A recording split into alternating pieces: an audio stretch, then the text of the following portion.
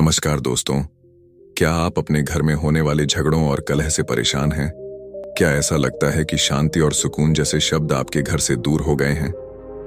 तो आज हम आपके लिए लेकर आए हैं एक ऐसी प्रेरणादायक कहानी जो न केवल आपके दिल को छू जाएगी बल्कि आपके जीवन को बेहतर बनाने का रास्ता भी दिखाएगी। यह कहानी है भगवान गौतम बुद्ध की, जिनकी शिक्षाएं आज भी हमें सही मार्ग पर चलने की प्रेरणा देती हैं। बहुत समय पहले की बात है। गौतम बुद्ध अपने शिष्यों के साथ एक गांव में ठहरे हुए थे। यह गांव शांतिप्रिय था, लेकिन वहां एक ऐसा परिवार था जहां हर रोज झगड़े होते थे।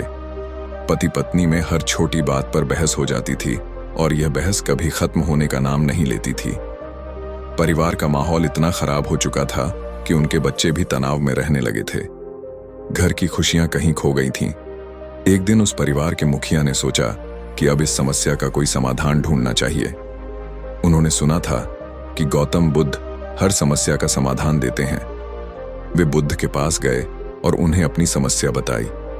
उन्होंने कहा, भगवान, हमारा परिवार हर दिन झगड़ों में उलझा रहता है। घर में शांति नाम की कोई चीज नहीं बची है। कृपया हमें कोई उपाय बताएं जिससे हम इस परेशानी से बाहर निकल सकें। गौतम बुद्ध मुस्कुराए और बोले, पहले मुझे यह बताओ कि तुम्हारे झगड़े का कारण क्या है। मुखिया ने कहा, कभी छोटी छोटी बातें झगड़े का कारण बन जाती हैं।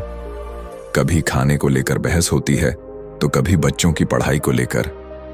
अक्सर हम अपने गुस्से को नियंत्रित नहीं कर पाते।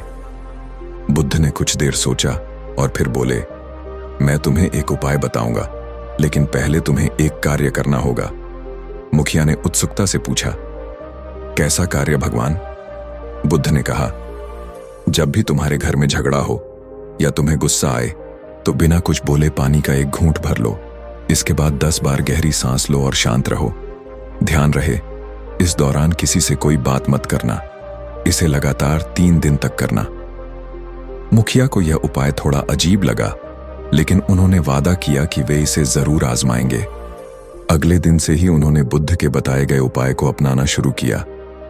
जब भी पत्नी गुस्से में कोई बात कहती तो वे चुपचाप पानी का घूंट भरते और अपनी सांसों पर ध्यान केंद्रित करते।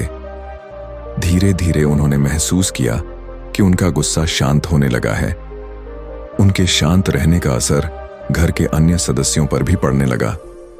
जब घर का मुखिया झगड़े का हिस्सा नहीं बनता था तो बाकी लोग भी धीरे धीरे शांत हो जाते थे। तीसरे दिन तक घर के झगड़े लगभग खत्म हो चुके थे।